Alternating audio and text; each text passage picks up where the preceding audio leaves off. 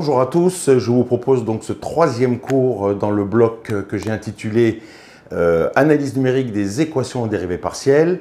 Nous avons déjà vu au cours des deux premières séances, tout d'abord un cadre assez général, mais quand même délimité de familles d'équations et dérivées partielles linéaires du second ordre, au sein duquel nous avons distingué les équations et dérivées partielles elliptiques, paraboliques et hyperbolique. Et donc, nous allons nous concentrer, comme nous avons commencé à le mettre en œuvre au cours de la deuxième session, de regarder sur la base d'un modèle d'équation dérivée partielle elliptique, à savoir l'équation de Laplace ou l'équation de Poisson, s'il y a un second membre ou non, au niveau de la terminologie. Nous avons vu comment l'approximation numérique tentait de s'affranchir de problèmes majeurs intrinsèques à la formulation de ces problèmes, de ces équations en dérivées partielles. Eh bien, aujourd'hui, après avoir vu au cours donc, de cette deuxième session, notamment la méthode des différences finies, eh bien, nous allons voir aujourd'hui les principes généraux que nous étudierons bien plus en détail par la suite de ce bloc de cours. Nous allons aborder maintenant la méthode des éléments finis. La méthode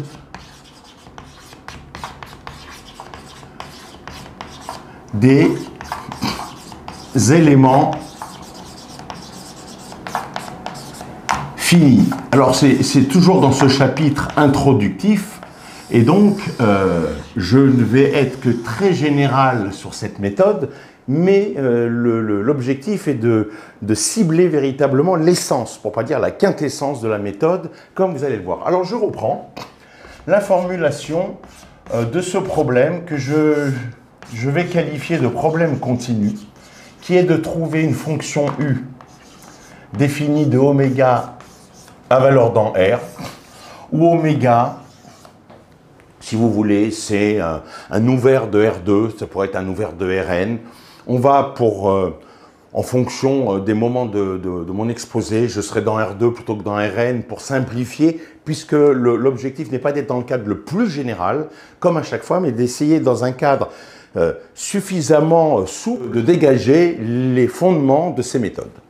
Et donc, oméga, voilà, suffisamment régulier. Il y en a qui commenceraient tout de suite par raconter des affaires de topologie sur oméga. Ce n'est pas du tout mon propos. Vous avez ici un domaine oméga avec un bord que l'on va noter des ronds oméga.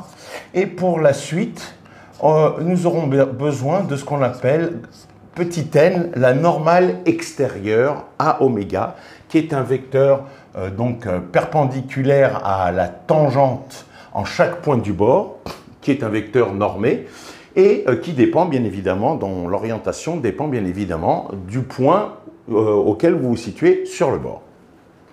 Et donc je reprends ce que je vous disais tout à l'heure, je cherche une solution de ce U, donc une fonction définie sur oméga, satisfaisant moins laplacien U égale f dans oméga, et sur le bord, précisément, U restreint sur le bord, la restriction de U sur le bord, elle est nulle, cette restriction. Autrement dit, on parle d'équation de Laplace ou Poisson, puisqu'il y a un second membre, a priori, petit f, avec une condition homogène de Dirichlet.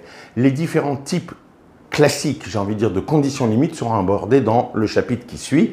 Là, nous sommes dans un chapitre, encore une fois, introductif. Alors, je vais quand même préciser deux choses, où f, est évidemment définie de oméga à valeur dans R, est une fonction suffisamment régulière. Qu'est-ce que ça veut dire, suffisamment régulière? Eh bien, c'est une terminologie propre à l'analyse numérique. En fait, ça ne veut rien dire. Ça veut dire qu'on va plaquer sur f les régularités fonctionnelles dont nous aurons besoin au fil des différents développements que nous aborderons. Et évidemment, dans un exemple concret, f présentera telle régularité plutôt que telle autre. Une fonction f sera continue, une autre sera discontinue, une certaine fonction petit f sera intégrable ou de carré intégrable, etc., etc. Et donc, en fonction, sans faire de jeu de mots, des différentes conditions que nous mettrons en œuvre en précisant la régularité de cette fonction donné petit f, eh bien telle application ou telle autre pourra être mise en œuvre si tant est que vous puissiez vérifier dans le cadre d'une application que petit f vérifie ces conditions dites de régularité. Alors une remarque tout de suite, fondamentale, une remarque tout de suite, quand j'écris moins Laplacien U égale F dans oméga, cela veut dire en fait, alors si je suis, voilà exactement l'illustration de mon propos, si je suis dans R2 et que donc un point du plan est repéré par ces coordonnées cartésiennes x, y, cela veut dire que moins Laplacien U au point x, y égale f de x, y. Seulement, cette égalité-là, c'est une égalité, j'ai envie de rajouter cela, dans R.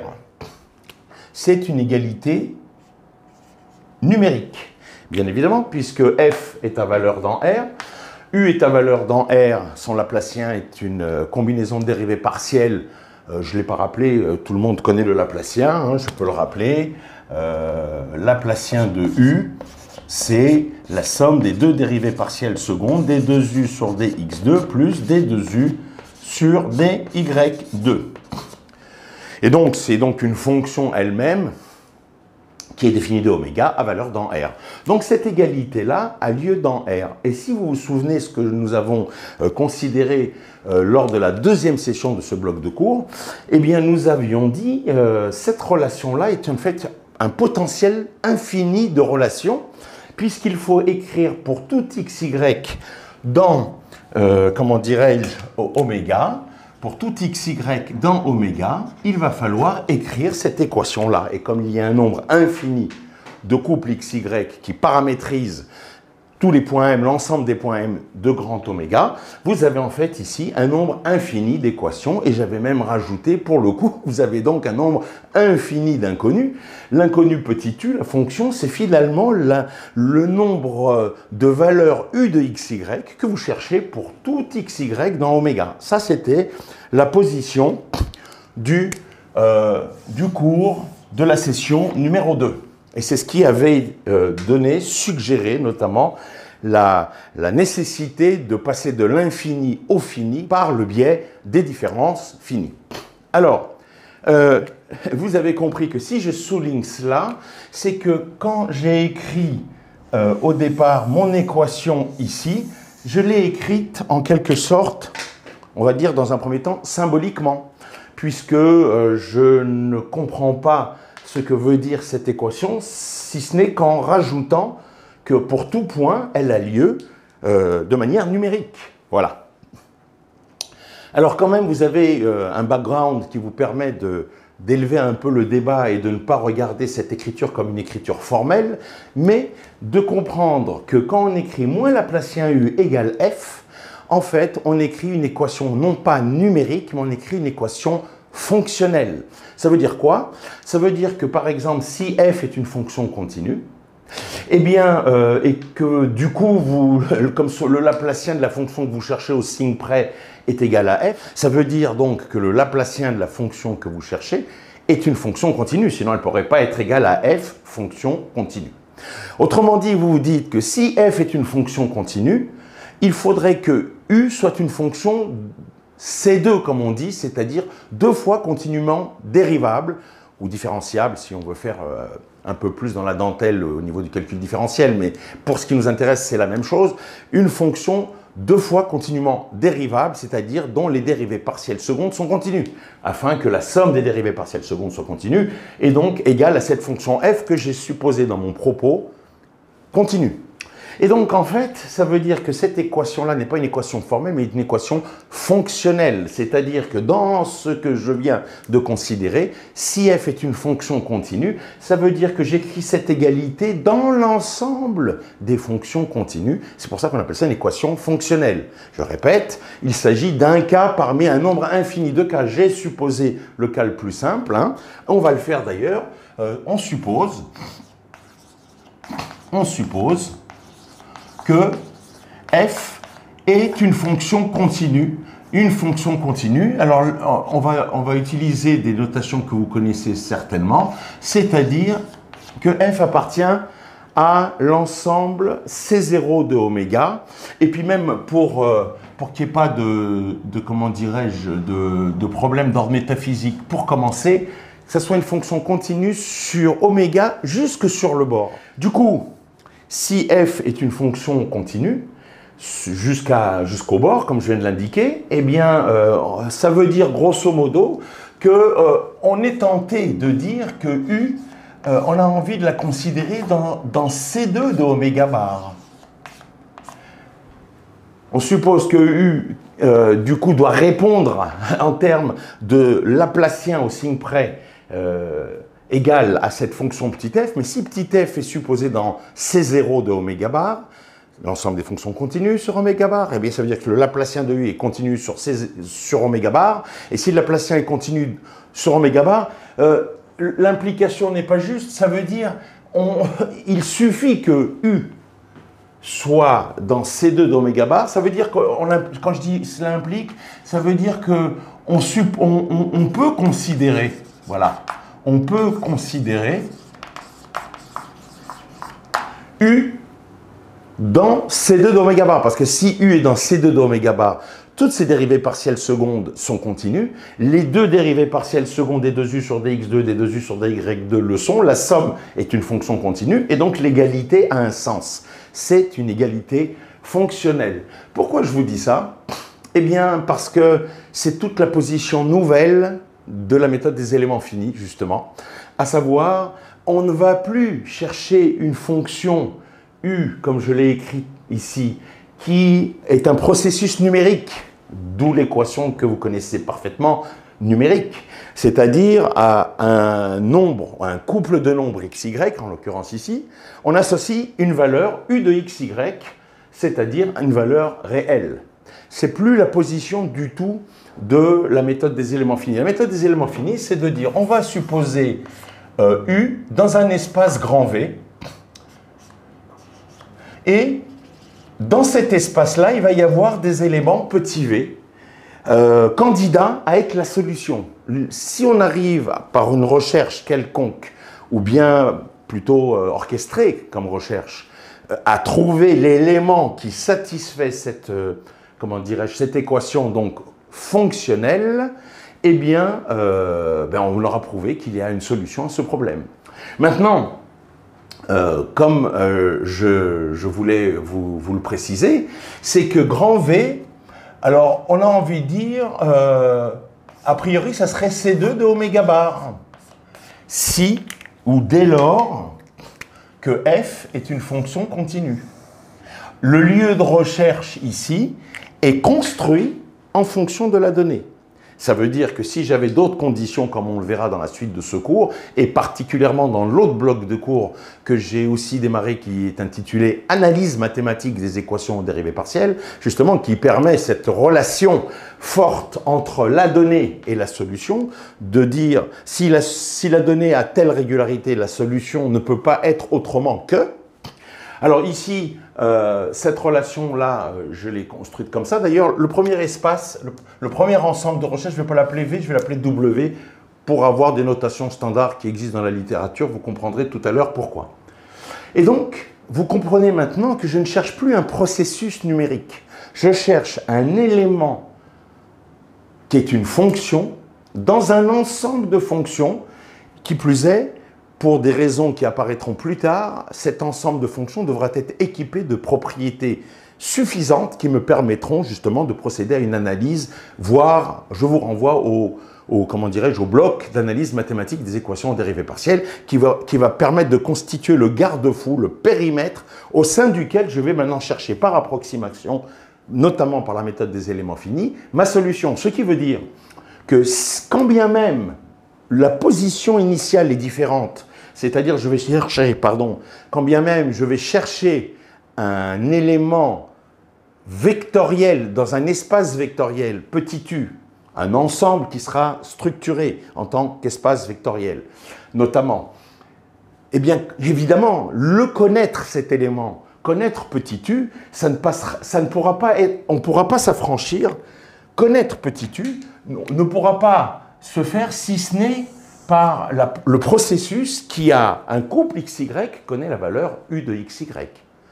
Par rapport à un couple xy détermine la valeur de u au point xy. Donc, la position de départ est différente, mais à l'arrivée, la connaissance véritable de cette solution, si on la trouve, elle passera bien sûr par ces valeurs aux différents points du domaine oméga initial. Alors, comment procède-t-on? Eh bien, je vais le faire d'une manière, comment dirais-je, pas autoritaire, mais sans motivation initiale. Et puis, je vais ensuite faire du reverse engineering pour vous dire d'où viennent ces idées qui ont permis de, comment dirais-je, de procéder comme suit. On va considérer, alors là, c'est l'espace de départ, n'est-ce pas? On va considérer une fonction petit v dans un autre espace, grand V, que l'on va construire dans un instant. Simplement, on va pouvoir dire tout de suite que V, grand V, c'est l'ensemble des fonctions qui est défini de oméga à valeur dans R, au sein duquel on va chercher, je remets un autre ensemble ici, au sein duquel on va chercher la solution U, toujours avec des éléments courants petit v, différents de cet ensemble de départ, vous allez le voir dans un instant. Et donc, eh bien on va le construire cet ensemble. Donc pour l'instant, c'est tout ce que je mets, je n'ai pas besoin de plus. Et ce que je vais faire, ce que l'on fait, c'est on prend l'équation différente aux dérivées partielles initiales et on multiplie l'équation aux dérivées partielles par, comment dirais-je, cette fonction V, qu'on appelle dans la littérature une fonction test d'ailleurs, et on intègre le tout sur oméga, le lieu de vie de ce problème. Donc je prends l'équation aux dérivées partielles, je multiplie par V à gauche et à droite, et j'intègre sur oméga. Je précise tout de suite les notations, je ne mets pas les éléments différentiels des intégrales lorsqu'il n'y a pas, comment dirais-je, d'hésitation. Ici, on intègre sur oméga. Si oméga, c'est R2, est un élément, un sous-ensemble de R2, ce serait dx, dy, ou dx1, dx2. Et etc. quoi. Voilà, donc si on était dans Rn, on aurait un élément différentiel dx1, dxn. Il n'y a pas besoin de surcharger les écritures. D'ailleurs, vous remarquerez que je n'ai toujours pas écrit non plus, moi, Laplacien de U au point xy fois v de xy, etc. Parce qu'il n'y a pas de doute sur ce que l'on écrit. Voilà. Alors, maintenant, cette intégrale-là. Alors, pourquoi fait-on cela? Je ne peux pas vous le dire tout de suite. Je ne le dis pas tout de suite.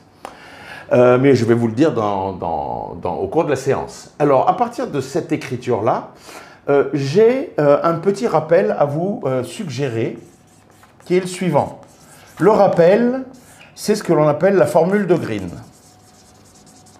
La formule de Green. Alors, la formule de Green, je vous renvoie à un autre bloc de cours, désolé, mais enfin, vous le trouverez bien évidemment ailleurs ou dans tous les bouquins d'analyse de L2. Le bloc de cours est intitulé, dans ce que je vous propose, Analyse vectorielle et intégrale multiple. Alors, pour l'instant, cette vidéo n'est pas encore en ligne, mais on va y arriver un jour ou l'autre. La formule de Green, elle vous dit la chose suivante. Elle vous dit que l'intégrale sur oméga de moins Laplacien U, V, c'est l'intégrale sur oméga, donc c'est plus l'intégrale sur oméga de grade U scalaire grade V, moins l'intégrale sur le bord de oméga de du sur dn V. Ça, c'est un rappel. Alors, je peux quand même motiver ce rappel. Motivation, sans faire une démonstration rigoureuse, on va faire une petite motivation de cette formule. La motivation, c'est finalement cette formule de Green, c'est l'intégration par partie, en fait, quelque part, qui est la source dans R, d'une fonction à une variable, qui est finalement généralisée ici dans cette formule de Green. Pourquoi? Parce que si vous prenez comment dirais-je, la formule d'intégration par partie. Alors vous allez avoir moins U'V, qui vaut entre A et B, qui vaut donc plus l'intégrale de A à B de U V', et puis moins le terme de bord UV à prendre entre A et B. Ça, vous connaissez. Alors, à partir de cela, ça c'est dans R. Donc là, ce n'est pas les mêmes fonctions, là ce sont des fonctions à une variable. Vous voyez bien, j'intègre de A à B. Hein, et là, comment dirais-je, ce sont des fonctions qui sont définies de oméga à valeur dans R. Alors, à partir de cela, eh bien, on peut écrire dans R ou dans Rn, on peut écrire moins du sur dxi v égale, alors maintenant je prends le même formalisme, je ne change pas les noms de fonctions pour ne pas complexifier, bien évidemment, c'est ni la même fonction U ni la même fonction V. On est maintenant avec, je ne l'ai peut-être pas écrit suffisamment clairement, on est dans R2 ou dans Rn. Je vais écrire, vous voyez, j'écris dxi, donc autant de coordonnées xi selon que vous soyez dans R1, dans R2, R3 ou Rn. Eh bien, cette intégrale sur oméga, par analogie, hein, on peut démontrer que c'est égal à plus l'intégrale sur oméga de U dv sur dxi. Vous voyez absolument la symétrie de l'écriture, c'est quand même quelque chose. Et puis, moins, alors là, ce qui étaient les valeurs au bord, il faut avoir une intégrale de bord, moins l'intégrale sur d rho oméga, et vous allez avoir un UV, absolument, exactement la même structure, mais il va y avoir multiplié par NI, alors où NI, c'est ni plus ni moins que le vecteur normal que j'ai introduit tout à l'heure, projeté sur l'axe XI. Sur l'axe X ou Y, si vous êtes dans R2, ou X1, X2, Xn, ça c'est valable, quel que soit I égale 1N, si vous voulez, hein, si on est dans Rn. Voilà. Donc, je ne démontre pas cette extension à Rn, mais pour autant, vous êtes absolument en mesure de la comprendre, puisqu'elle a exactement la même structure que l'intégrale. L'intégration par partie, la formule d'intégration par partie que vous connaissez pour les fonctions à une variable.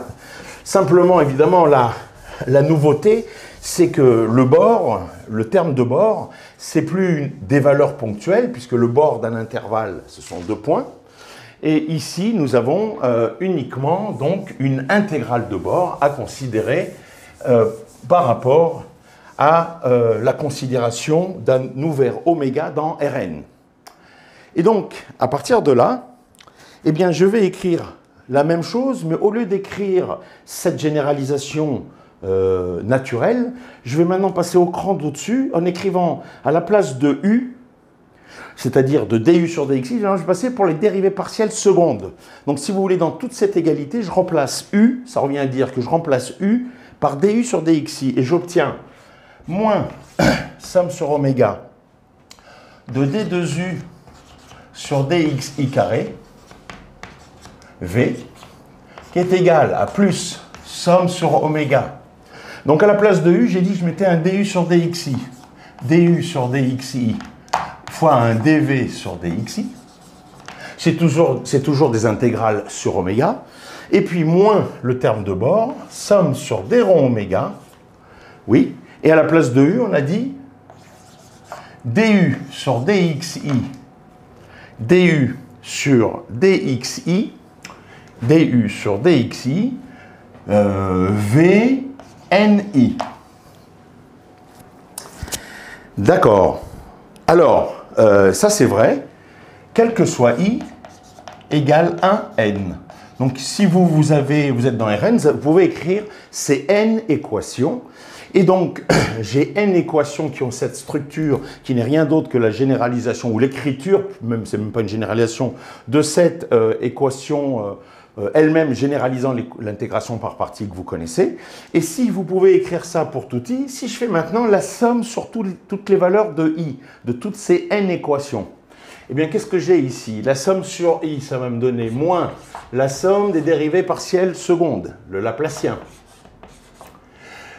fois v, égale la somme de du sur dxi, dv sur dxi. Eh bien, c'est ni plus ni moins que le produit scalaire de grade u fois grade v. Je vais faire un petit zoom là-dessus si jamais vous ne voyez pas, comme pour ici et pour là. Je vais le faire dans un instant. Et ici, eh bien, moins somme sur d rho oméga. Alors V, il est ce qu'il est. Et du sur dxi, ni, c'est du sur dn. C'est ce qu'on appelle la projection du gradient dans la direction normale. C'est ce que j'ai écrit ici et que je n'avais pas précisé. Là, le du sur dn, c'est une notation. Donc, en fait, avec, pour que ça soit on ne peut plus clair, la somme pour i égale 1 à n de d2u sur dxi carré. Eh bien, ça, c'est par définition le Laplacien de u. Là, vous ne pouvez pas dire le contraire. Maintenant, si je dis que cette somme sur i, c'est le gradient U scalaire gradient V. Bah, écoutez, donc ça c'était le premier point. Le deuxième point, on va le faire à l'envers. Hein. Si vous prenez grade U et que vous écrivez le grade U, vous allez avoir un du sur dx1, du sur dxn. Et si vous écrivez à côté le grade scalaire grade V, c'est une écriture un peu fantaisiste que j'écris, que je considère, mais c'est pour vous permettre de comprendre. Hein. Ce n'est pas extrêmement rigoureux parce que je mélange en même temps expression du gradient et le produit scalaire. Bon, mais vous avez compris, c'est pour vous permettre d'y voir on ne peut plus clair. Bah, écoutez, si vous faites le produit scalaire de ces deux vecteurs, c'est bien la somme des produits 2 à 2 de toutes les composantes. Donc c'est du sur dx1, dv sur dx1, plus du sur dx2, dv sur dx2, plus etc. du sur dxn, dv sur dxn. C'est bien la somme des du sur dxi, dv sur dxi. C'est bien donc ça, comment dirais-je, la somme des du sur dxi, dv sur dxi, pour i égale 1 à n. Enfin, dernier point, et je l'ai évoqué ici, alors là c'est encore plus simple, je vais l'écrire tout simplement là, du sur dn, c'est ce qu'on appelle la dérivée normale, c'est une notation, donc il n'y a rien à comprendre, j'adore. C'est la somme sur i de i égale 1 à n de du sur dxi, ni, ou aussi on pourrait l'écrire autrement si vous avez un peu saisi ces notations qui ne sont pas bien méchantes. C'est la somme des du sur dxi ni, c'est aussi gradient de u scalaire n. Voilà. Voilà, on y est. Donc, tout ça, c'était pour vous dire que ce que j'ai écrit ici, la formule de Green, qui me permet maintenant de transformer ma première équation, qui est ni plus ni moins que l'équation de Laplace ou Poisson, que j'ai multipliée par V et que j'ai intégré sur tout oméga, eh bien je peux modifier le premier terme, le terme de gauche de cette équation, grâce à la formule de Green, dont j'ai rappelé quelques ingrédients, on va dire suffisants, qui permettent de vous apaiser pour un peu saisir d'où sort cette formule de Green. Hein, c'est ni plus ni moins que l'intégration par partie qu'on écrit d'abord stricto sensu par extension. Alors il faudrait le démontrer bien évidemment, mais en structure vous n'êtes pas étonné. Alors ce qui peut être un peu étonnant, c'est cette dimension de projection dans la direction xi du vecteur normal qui apparaît. Ah bah oui, mais là il faut payer le passage de la dimension 1 aux dimensions 2, 3, etc. Rn. Et puis cette équation, j'ai envie de dire, d'intégration par partie dans Rn généralisée, eh bien on va l'écrire pour la dérivée pas partielle première, mais pour la dérivée partielle seconde. Et on a n équations de cette forme-là si on est dans Rn. Donc en faisant par sommation, on obtient exactement ici l'équation, enfin plutôt la formulation de la formule, plutôt que la formulation, on obtient la formule de Green. Pourquoi cette transformation est-elle aussi fondamentale, pour ne pas dire particulièrement juteuse pour nos affaires? Eh bien, vous allez voir ça dans un instant. Je comprends qu'au-delà de la formule de Green que je suis en train d'effacer, vous vous posez quand même cette question totalement légitime de mais d'où sort l'idée de prendre l'équation de départ et de multiplier par, on va dire, une fonction V dans un espace fonctionnel. D'où vient cette idée, quoi? D'où vient cette idée? Ben, vous savez quoi? Puisque vous avez déjà tout sous les yeux, je vais tout effacer. Oui, oui, je vais tout effacer. Et comme ça va me permettre de poursuivre nos développements tranquillement maintenant pour arriver à cette méthode des éléments finis qui va s'appuyer sur ces transformations que nous venons de voir, c'est-à-dire sur l'équation fonctionnelle de départ, que l'on a tout simplement modifiée. Et donc, on peut se poser la question, effectivement, on a modifié, donc on ne va pas être dans le cadre du problème de départ, parce que si on commence à transformer, on va avoir une nouvelle formulation. Alors, je vous renvoie au cours d'analyse mathématique des équations de dérivées partielles. J'ai déjà proposé comme motivation d'analyse de ces équations, analyse mathématique, le même cadre, mais je l'avais un petit peu dégénéré pour que ça ne soit pas aussi riche. Il n'en reste pas moins qu'on abordera ce type de problème, et bien plus. Mais une fois que ce nouveau cadre va être installé, ce que je suis en train de faire, hein, eh bien, on va être en mesure de, comment dirais-je, contourner la dimension de l'infini à laquelle je faisais allusion tout à l'heure et que nous avons déjà évoqué dans la deuxième session sur les différences finies.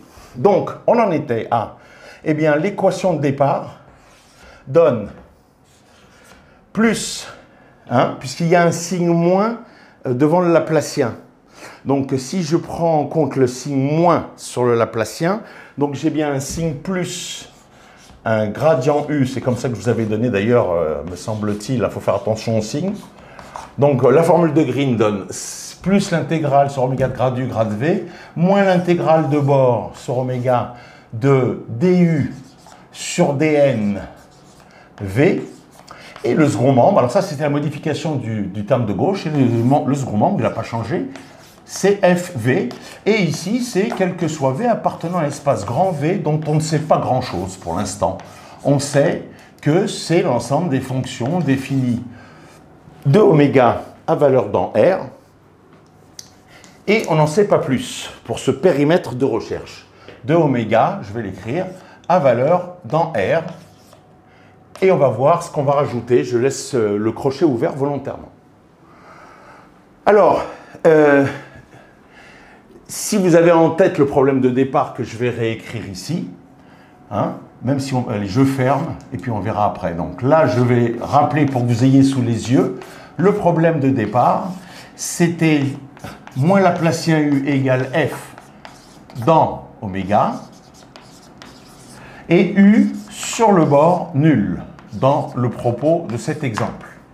Et donc, j'ai commencé à travailler d'une manière étonnante, on est bien d'accord, je n'ai toujours pas expliqué pourquoi, cette équation-là. Donc, je garde la trace dans la nouvelle formulation que je suis en train de construire, ce qu'on appelle la formulation variationnelle, comme vous avez vu dans l'autre bloc de cours, mais là, on va aller plus loin, parce qu'on va passer maintenant à l'approximation, évidemment. Et donc, la nouvelle formulation doit intégrer toutes les informations du problème de départ. Sinon, on parle de deux problèmes complètement différents. Et donc, il nous faut intégrer dans la nouvelle formulation cette information de données de U sur le bord comme étant une fonction nulle. Eh bien, on ne sait pas, ici, il n'y a pas de possibilité dans cette formulation d'intégrer cette information. C'est la raison pour laquelle, au-delà de la régularité de ces fonctions petit v qui vont être dans, comment dirais-je, un périmètre que je suis en train de définir, au-delà de la régularité qui va permettre, comme vous imaginez bien, à ces intégrales d'exister, puisque toutes les intégrales du monde n'existent pas de toutes les fonctions, c'est pas possible. Il y a des impossibilités intrinsèques à certaines fonctions pour être intégrables ou plus. Et donc, une fois que j'aurai rajouté cette régularité, on va marquer régulière, hein, au sens qu'il faudrait définir, mais ce n'est pas le but de mon propos pour l'instant. Par contre, ce qui est sûr, c'est que je veux que le U qui soit à trouver là-dedans soit un U nul sur le bord. C'est la raison pour laquelle on va rajouter que toutes les fonctions sur le bord, toutes les fonctions petit v de ce périmètre de recherche vont être nulles sur le bord. Du coup, si on trouve une solution à notre problème, par approximation ou pas, eh bien, si on trouve une solution petit u, comme elle sera cherchée dans cet espace de fonctions où toutes les fonctions sont nulles sur le bord, alors cette fonction sera petit u nulle sur le bord, ce qui est bien l'objet de cette condition limite proposée dans le problème de départ. C'est pour cela que je rajoute cette condition-là. Certains s'y méprennent et présentent la chose autrement. Et c'est véritablement pas l'objectif. Ce terme-là, certains disent, est gênant. Pour l'annuler, eh bien, je vais prendre des fonctions nulles sur le bord. Pas du tout. Je prends une fonction nulle sur le bord qui me permet de dire que si dans le périmètre de recherche de ces fonctions petit v, je trouve une fonction petit u, elle sera nulle sur le bord. Et je répète maintenant, conséquence, donc si v est nul sur le bord, eh bien, vous voyez ici que l'intégrale sur le bord est nulle. Autrement dit, la formulation variationnelle s'écrit somme sur oméga, la nouvelle formulation de gradient U, gradient de V, égale somme sur oméga de FV, quel que soit V appartenant à cet espace grand V qu'on a construit. D'accord? On doit trouver U appartenant à grand V, solution, j'aurais dû l'écrire à l'envers, mais enfin, solution de cette équation. C'est bien cela l'enjeu de notre histoire. Et alors, évidemment, là, on a construit un problème variationnel qui hérite du problème initial qu'on appelle le problème continu. Grosso modo, on a montré que, grosso modo, je dis bien, que toute solution du problème continu est solution du problème variationnel. Il serait de bon ton de montrer que si on a une solution du problème variationnel, vérifiant certaines propriétés, j'en dis pas plus, mais je vais vous dire pourquoi j'en dis pas plus. En tout cas, si peut-être on a plusieurs types de solutions de ce problème variationnel. Mais en tout cas, si on a des solutions particulières ou une solution particulière de ce problème variationnel qui vérifie certaines propriétés, il serait de bon ton qu'elle soit elle-même solution du problème continu. Pourquoi je vous dis ça? Parce que ce sont les solutions du problème variationnel dont nous allons voir maintenant par élément fini comment elles sont approximées, comment elles sont approchées. Donc si vous résolvez un problème par approximation, dont vous ne pouvez pas dire que certaines solutions, peut-être la solution, j'en dis pas plus, et aussi solution du problème de départ, votre approximation aura une valeur pour ce problème-là, mais n'aura pas une valeur pour le problème de départ. Donc c'est un vrai problème existentiel dont je vous parle. Ce n'est pas une petite histoire. C'est pas on a trouvé quelque chose, vous allez voir maintenant, ça va être très facile, étonnamment facile. Mais ce n'est pas pour autant que ce étonnamment facile garantit une approximation du problème de départ, si on n'est pas capable de remonter entre PV et PC. Cette remontée entre PV et PC, je vous ai dit que je ne peux pas en dire plus. Je vous renvoie au bloc de cours d'analyse mathématique des équations de dérivées partielles. C'est véritablement un équipement mathématique d'outils adaptés qui vont permettre ce retour entre PV et PC et donc qui vont donner véritablement le sens qu'on attend aux approximations que nous allons voir maintenant. Alors, une remarque quand même, une remarque importante. Une remarque, on avait dans ce problème-là une omniprésence de l'infini, comme je l'avais dit, rappelez-vous. En tout point m de x, y, on écrit cette équation-là, donc on a un nombre infini d'équations avec un nombre infini d'inconnus. Et ici, étonnant, plus d'infini, mais si. En général, on va dire la plupart du temps, en général, eh bien, la dimension de l'espace vectoriel grand V est infinie. Rappelez-vous mon propos de tout à l'heure. Déjà, dès le départ, quand on regarde ça d'un point de vue fonctionnel, eh bien, si f est une fonction continue, on avait dit qu'il serait de bon ton de chercher une fonction petit u continuellement différenciable deux fois. C2 de oméga, C2 de oméga bar. Eh bien, l'ensemble des fonctions continues, comme l'ensemble des fonctions continuellement différenciables ou dérivables, une fois, deux fois, m fois, est de dimension infinie. Donc, on a aussi un problème là. On a un problème, c'est qu'on a, quel que soit V appartenant à grand V, il y en a un nombre infini de fonctions petit v dans grand V, et qui plus est, il n'y a pas de base dans cet espace vectoriel, si c'est un espace vectoriel. Pour l'instant, je ne peux pas en parler de manière claire, mais je dis si c'est un espace vectoriel, en général, la dimension de l'espace vectoriel est infinie. Donc on a doublement l'infini. On a l'infini en termes de dimension d'espace vectoriel, c'est fortement lié, mais je ferme la parenthèse, avec le fait qu'ici, vous voyez, le quel que soit V, bien, le quel que soit V, c'est le quel que soit xy, ici appartenant à oméga. Vous vous rappelez quand on écrivait cette équation fonctionnelle en équation numérique. C'est la raison pour laquelle on introduit, pour s'affranchir de l'infini, qui est un véritable problème à l'échelle humaine, et donc au niveau scientifique, j'en passe et des meilleurs, eh bien, on introduit ce qu'on va noter un espace VH qui va être inclus dans grand V, tel que la dimension de VH soit, on va le noter KH, et ça soit une dimension finie. Autrement dit, ça voudrait dire qu'il existe dans KH une base de fonction xi pour i égale 1 à KH, base de KH, de VH, pardon. Donc, pour s'affranchir de l'infini, eh bien, là, au lieu de chercher petit u dans grand V, on va chercher petit u dans VH, un sous-ensemble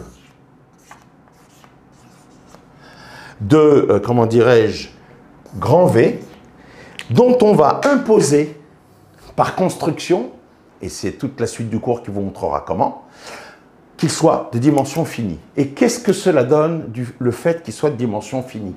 Ça veut dire justement qu'il y a une base, c'est une base de fonction. Je sais que vous aimez, vous êtes passionné par la lettre xi et que vous n'avez aucun problème pour l'écrire. C'est un peu ce que j'ai essayé de faire. Donc allons-y gaiement. Je la note comme base de fonction de VH. C'est une base de fonction. C'est-à-dire que xi va de oméga à valeur dans R. On va parler dans R2 de xi de xy.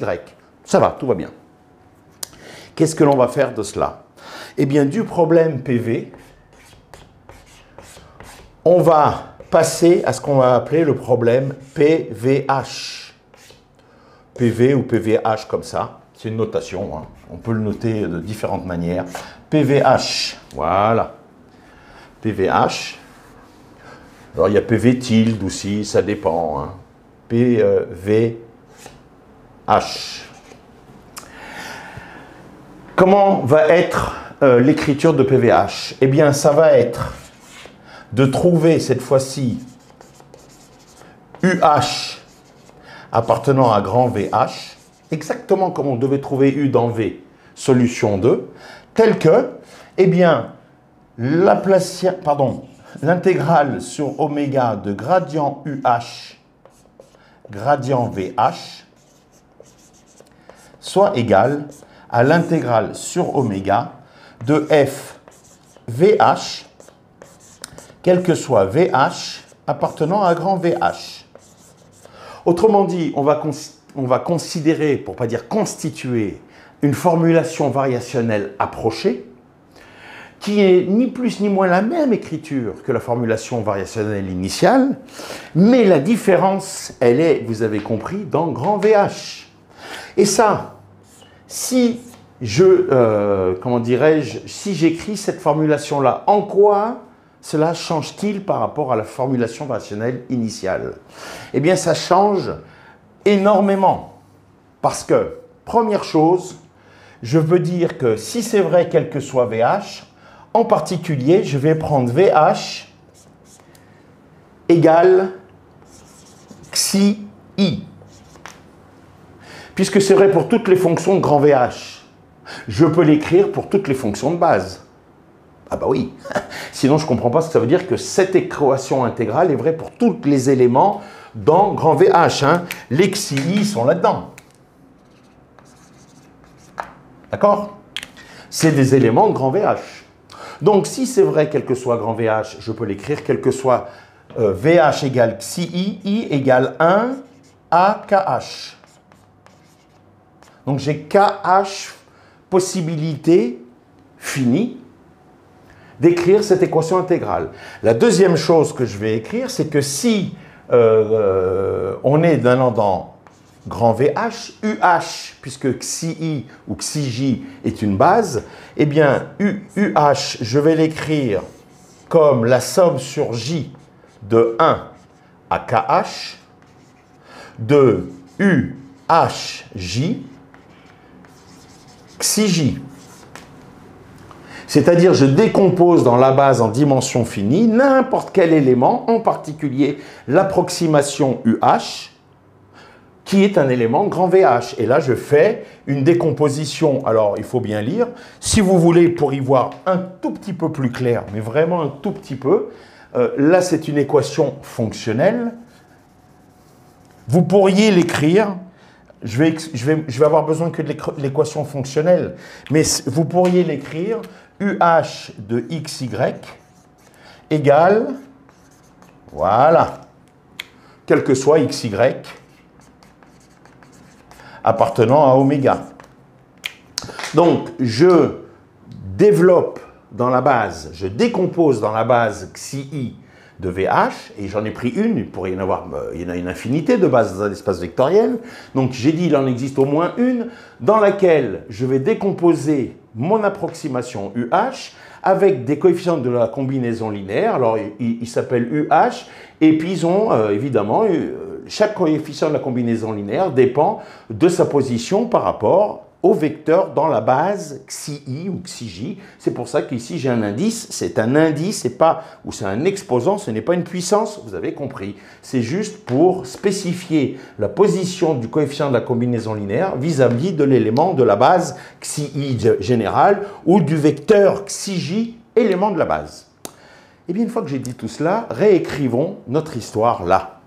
Ça va donner quoi? Ça va donner somme sur oméga de gradient UH, eh bien donc c'est sigma pour J allant de 1 à KH, de UHJ, XIJ. J'enlève le XY, même si vous imaginez bien que c'est omniprésent, puisque ce sont des fonctions de XY. Ça c'est UH fois gradient de VH. Mais on a choisi VH égale XI. Très bien. Égale somme sur oméga de F XI, puisque j'ai remplacé encore une fois VH par XI. Et ça, c'est vrai, quel que soit I égale 1 à KH. Vous ne l'avez peut-être pas encore réalisé, mais nous avons terminé. Et vous allez dire, c'est ça la méthode des éléments finis? Bien sûr, ce sont les rudiments. Et là, ça nous permet de résoudre le problème. Eh bien, regardez la chute.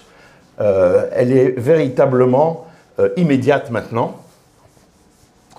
On a quelque chose que vous connaissez parfaitement sous les yeux, mais il faut juste en prendre conscience. Alors, qu'est-ce qu'on a? On a déjà un nombre fini d'équations. KH, on a considéré un sous-espace vectoriel grand VH dans grand V. Je ne sais pas encore comment il est fabriqué, mais on suppose qu'on a supposé un sous-espace vectoriel de dimension finie. Pardon, alors là c'était l'autre ligne, ça c'était pour grand V. Pour grand VH, voilà, c'est encore la trace de ce que je suis en train de vous dire. On a supposé construit un sous-espace vectoriel grand VH de grand V de dimension finie. Conséquence, l'écriture n'est plus quel que soit V appartenant à grand V, c'est quel que soit VH appartenant à grand VH, donc en particulier pour toutes les fonctions de base. Et donc là, j'ai déjà un système de KH équations, un système d'un nombre fini d'équations. Qu'est-ce qui se passe ici? Eh bien, écoutez, le gradient d'une somme, c'est la somme, c'est complètement linéaire. L'intégrale de la somme, c'est la somme des intégrales. Le gradient d'une constante, la constante, elle sort. On va donc écrire directement que c'est la somme sur J allant de 1 à KH. De quoi? Eh bien, je vais faire comme ça, de l'intégrale sur oméga de gradient xi j. D'accord? Gradient. Alors, il va y avoir le UHJ devant, mais je le mets volontairement après. Ça ne vous ennuie pas? Mais non, ça ne vous ennuie pas. Le UHJ, je devrais le sortir, le mettre avant, mais je peux le mettre multiplié après. Et ici, il me reste quoi dans l'intégrale? Il me reste tout simplement gradient xi j, scalaire gradient xi i. Ben, c'est pareil que d'écrire gradient xi i, scalaire gradient xi j. Alors, j'ai fait plusieurs opérations en une, et vous êtes majeur et vacciné pour les comprendre. Je vais reprendre tout de suite pour vous permettre d'être véritablement vacciné. Égale f xi i, quel que soit i, égale 1 à kh. Et donc, ce que j'obtiens maintenant, si je pose, pour y voir clair, si je pose ici grand A i j, ce coefficient, qui est l'intégrale sur oméga, de gradient xi j, et si je pose bi, qui est l'intégrale sur oméga de f xi i, eh bien, j'obtiens finalement que j'ai somme sur j allant de 1 à kh de grand A i j u tilde h, pardon, pas u tilde. Des fois, je vous l'ai dit tout à l'heure, des fois, où on est en UH, la notation consacrée pour les approximations, c'est tilde. Voilà, donc UHJ égale BI. Donc, dernière chose, si on introduit, enfin vous voyez exactement là où on en est, hein. Si on introduit le vecteur grand UH, alors dont la transposée pour l'écrire horizontalement, c'est UH1, UH2, etc., UHKH, eh bien cette écriture-là, puisqu'elle est vraie, quel que soit I égale 1 à KH, je l'ai déjà écrit au-dessus, on a donc à résoudre grand A UH égale grand B, c'est-à-dire un système linéaire de KH équation à KH inconnu. Ah oui, ça décoiffe. Donc, le petit passage, écoutez, franchement, je pourrais tout détailler, mais je pense que ce n'est pas vraiment délicat, hein. C'est ce petit passage là où j'utilise 3 opérations en même temps. Le gradient, les constantes sont transpercées par le gradient. Le gradient de la somme, ici, c'est la somme du gradient. Et ensuite, l'intégrale de la somme, c'est la somme des intégrales. Voilà ce que j'ai écrit pour arriver là. À partir de là, je constate que le problème final auquel j'aboutis, à partir du problème PC qui est à droite là, que vous voyez, qui est ici, ni plus ni moins, eh bien, on obtient ce qu'on appelle un problème d'approximation dit par élément fini. Alors, pourquoi on parle d'élément fini? C'est trop tôt pour en parler. Je vais juste, pour finir cette session, dire quelques mots généraux. Mais on a donc le problème PVH, qui est finalement de trouver grand UH, c'est-à-dire le vecteur dont la transposée, c'est UH1, UHKH, tel que grand A, grand UH égale grand B. Donc, si vous êtes en mesure,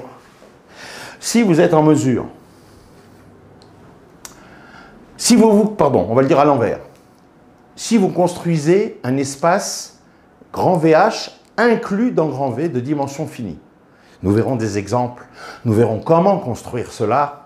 C'est la promesse de ce bloc de cours, bien évidemment. Après, la partie sur les approximations par différence finie qui commence à la prochaine session.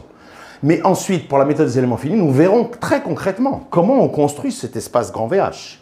Une fois qu'on aura défini cet espace grand VH, on aura le processus de construction de ces fonctions de base. On les connaîtra. Une fois que nous connaîtrons ces fonctions de base, vous pourrez calculer les coefficients de la matrice grand A par simple calcul de l'intégrale sur oméga, entre guillemets par simple calcul, de gradient xi, gradient xij. Comment dirais-je, la matrice grand A du système sera donc calculable. Le second membre du système, vous connaîtrez vos fonctions de base. Petit f est une fonction connue, c'est une donnée du problème. Donc le second membre sera connu.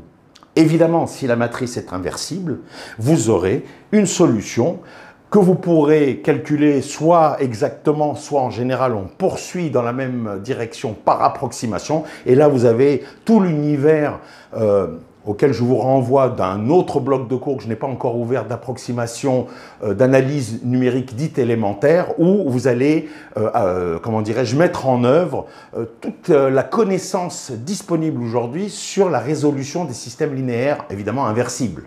Et donc, cette connaissance-là pourra être mise à disposition dès lors que la matrice grand A sera inversible.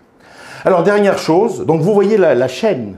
Problème continu, problème variationnel, problème variationnel, problème variationnel approché, qui n'est rien d'autre que la résolution, d'un système linéaire en dimension finie pour lequel il y a pelleté d'outils aujourd'hui mis à disposition dans ce champ de l'analyse numérique.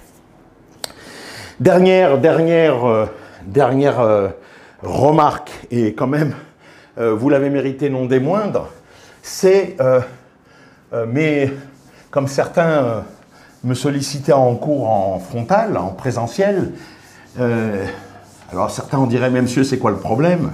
Ben si, il y a un problème. Comment on fait? D'où sort cette idée initiale de multiplier par une fonction V dans un ensemble, pour l'instant pas très bien défini. Hein, rappelez-vous, on est passé donc de cette histoire-là. Comment a-t-on l'idée de constituer finalement le problème PV? D'où sort-il ce problème PV? Trouver du U appartenant à un grand V tel que l'intégrale sur oméga de gradient U scalaire gradient V. Comment a-t-on cette idée-là? Eh bien, c'est l'histoire. C'est l'histoire de France et de Navarre, c'est l'histoire de la science, c'est l'histoire des sciences de l'ingénieur, c'est l'histoire de la mécanique des solides. Parce que ici, vous avez, je ne l'ai pas précisé pour ne pas trop introduire d'autres champs de la connaissance, il y a suffisamment d'informations, il me semble, ici. Mais si petit f, dans le problème initial, représente une densité d'effort qui agit sur une membrane, une peau de tambour par exemple, eh bien ici FV, c'est le travail des efforts petit f dans ce qu'on va appeler un champ de déplacement petit v. Parce que petit u, à ce moment-là, solution de ce problème-là, dans la mécanique, on montrerait qu'il s'agit de calculer le déplacement inhérent à la déformation de la membrane, de la peau de tambour. Et donc, la solution que vous cherchez, c'est ce qu'on appelle un champ de déplacement. Et donc, ici, vous avez, avec un déplacement qui n'est pas la solution, qui est ce qu'on appelle un déplacement virtuel, pardonnez-moi de juste vous dire d'où ça vient, c'est un déplacement virtuel et ça, c'est ce qu'on appelle un travail virtuel. Oui, en fait, et là, donc c'est un peu plus compliqué, je ne vais pas rentrer dans les considérations de la mécanique, c'est des travaux inhérents à l'intérieur du matériau, à l'intérieur de la membrane, puisqu'il y a équilibre donc de la membrane, et s'il y a équilibre, ce qui agit à l'extérieur est complètement compensé par ce qui se passe à l'intérieur, sinon le système n'est pas en équilibre. Ça, il n'y a pas besoin de faire beaucoup de mécanique pour se l'imaginer. Autrement dit, la théorie ou comment dirais-je, cette méthodologie générale des formulations variationnelles trouve son idée originale, trouve véritablement son idée originale dans la mécanique des solides et de ce que l'on appelle en mécanique des solides l'écriture du principe des puissances virtuelles. Et donc c'est de là qu'on a cette idée-là. Et donc du coup, on oublie maintenant, comme je le disais dans l'autre bloc de cours de l'analyse mathématique pour les équations dérivées partielles, on oublie maintenant lorsqu'on a un problème d'équations dérivées partielles qu'on est dans un problème de mécanique, un problème d'électromagnétisme, un problème de mathématiques appliquées à la finance, j'en passe et des meilleurs. On prend une fonction V que j'ai rappelé tout à l'heure, une fonction test, on multiplie l'équation par V et on intègre. Et puis en fonction de la complexité des opérateurs aux dérivés partiels, des opérateurs différentiels. Ça ne se passe pas toujours aussi bien, c'est pas toujours aussi, entre guillemets, simple. Oui, c'est simple pour l'instant. On va y revenir et j'essaierai de vous convaincre que ce cas-là est véritablement le cas d'école qu'il faut absolument parfaitement intégrer pour pouvoir appréhender ensuite des équations de dérivés partiels bien plus costauds, bien plus musclées. C'est une autre histoire. Je vous dis à très bientôt. Au revoir.